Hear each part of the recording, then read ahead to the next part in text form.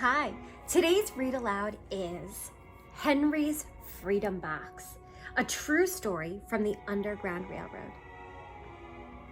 Today's theme is courage, and today's question is, what do you do when you're scared? What do you think about when you're nervous? And how are you brave? Today's book is written by Levine and it's illustrated by Kadir Nelson, arguably my favorite illustrator. Take a note of these incredible illustrations as we read the true story of Henry's Freedom Box by Levine and illustrated by Kadir Nelson. Henry Brown wasn't sure how old he was. Henry was a slave, and slaves weren't allowed to know their birthdays. Henry and his brothers and sisters worked in a big house where the master lived. Henry's master had been good to Henry and his family, but Henry's mother knew that things could change. Do you see those leaves blowing in the wind? They are torn from the trees like slave children are torn from their families. One morning, the master called for Henry and his mother. They climbed the wide staircase. The master lay in bed with only his head above the quilt. He was very ill, and he beckoned for them to come closer. Some slaves were freed by their owners. Henry's heart beat fast. Maybe the master would set him free. But the master said, "You are a good worker, Henry. I am giving you to my son. You must obey him and never tell a lie." Henry nodded, but he didn't say thank you. That would have been a lie.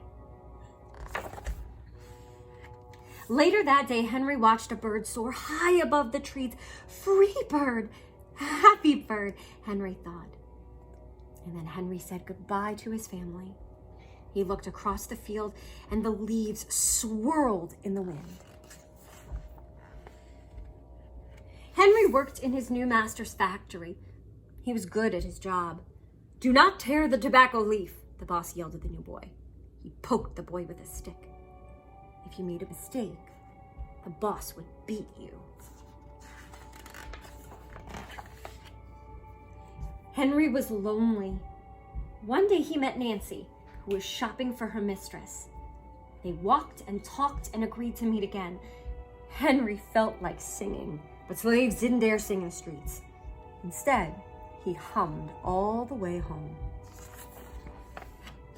Months later, Henry asked Nancy to be his wife. When both their masters agreed, Henry and Nancy were married. Soon, there was a little baby, and another, and another. Henry knew they were going to be very lucky.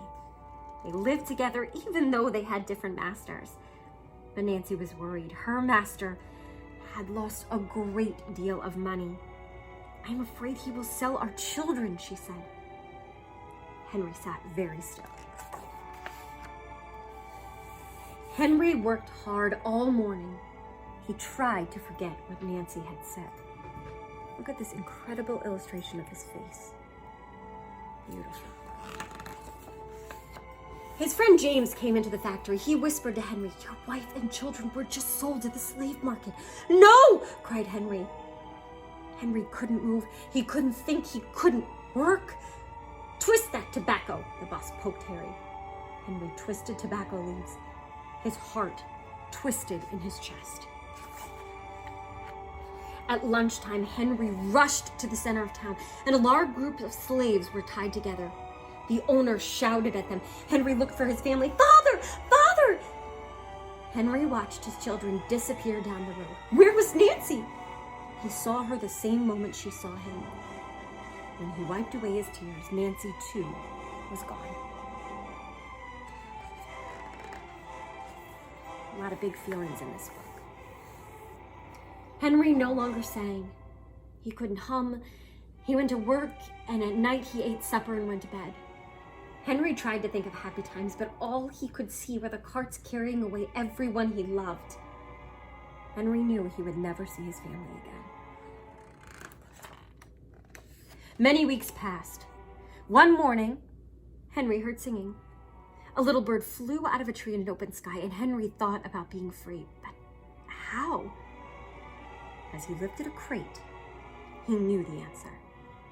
He asked James and Dr. Smith to help him. Dr. Smith was a white man who thought that slavery was wrong. They met early the next day in an empty warehouse, and Henry arrived with a box.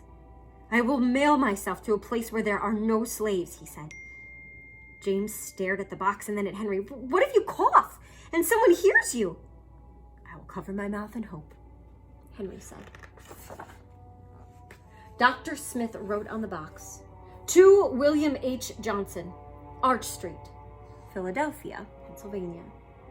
Henry would be delivered to friends in Philadelphia, and then he printed on the crate in big letters, "This side up, with care." Henry needed an excuse to stay home, or the work boss would think he had run off. James pointed to Henry's sore finger, but Henry knew it wasn't bad enough. He opened a bottle of oil of vitriol. "No!" cried James. Henry poured it on his hand, and it burned his skin to the bone. Now the boss would have to let him stay home. Dr. Smith bandaged Henry's hand, and they agreed to meet the next morning at 4 o'clock. The sun was not yet up when Henry climbed into the box. "Ready," he said, and James nailed down the lid. Dr. Smith and James drove to the station. The railway clerk tipped the box over and nailed a paper to the bottom. Dr. Smith begged the clerks to be careful, but they didn't listen. They threw the box into the baggage car. Hours passed. Henry was lifted up and thrown again, upside down. He heard waves splashing. This must be the steamboat headed to Washington, D.C. The ship rode smoothly, but Henry was still upside down, and blood rushed to his head. His face got hot, his eyes ached. He thought his head would burst. But he was afraid to move. Someone might hear him. "I'm tired of standing," someone said. "Why don't we move that box and sit on it?" said another. Henry held his breath. Could they be talking about his box? Henry was pushed. The box scraped the deck. Now he was on his right side, now his left. And suddenly, he was right side up.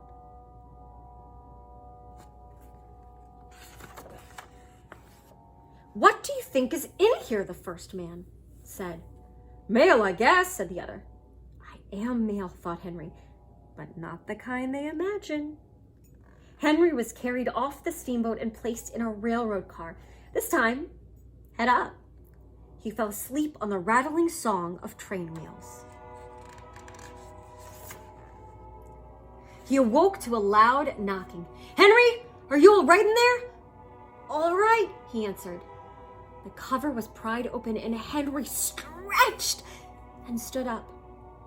4 men smiled at him. "Welcome to Philadelphia." At last, Henry had had a birthday. March 30th, 1849, his first day of freedom. And from that day on, he also had a middle name. And everyone called him Henry Box Brown. The author's note gives you a little bit more information as you read. This book always makes me emotional. To think the lengths that people had to go to get their freedom that they deserved. And what makes me sad is that even after that fight for freedom and the civil rights movement fights of the 60s, we're still in a place where people aren't considered equal. So today I want you to think about being brave. Being brave like Henry. And I want you to think about what you think about when you're trying to be brave. Brendan, what do you think about when you're trying to be brave? Nothing. No. I like to think about happy thoughts. I like to think about all the people in my life that I love and all the people who show me support. And I know Brendan tells me the same thing.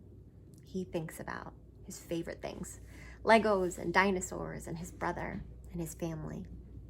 So I want you to think about what you think about when you're trying to be brave, like Henry. Then let's get creative. Get out your crayons, colored pencils, markers, whatever it is you like to choose, and draw yourself being brave. I can't wait to see these pictures. So please be sure to send them to me at thegivingprojectforchildren@gmail.com or tag us in it on social media. Thank you so much for sharing this book, Henry's Freedom Box, with me today. Thank you so much for sharing our love of literature together. Let's continue to develop that love.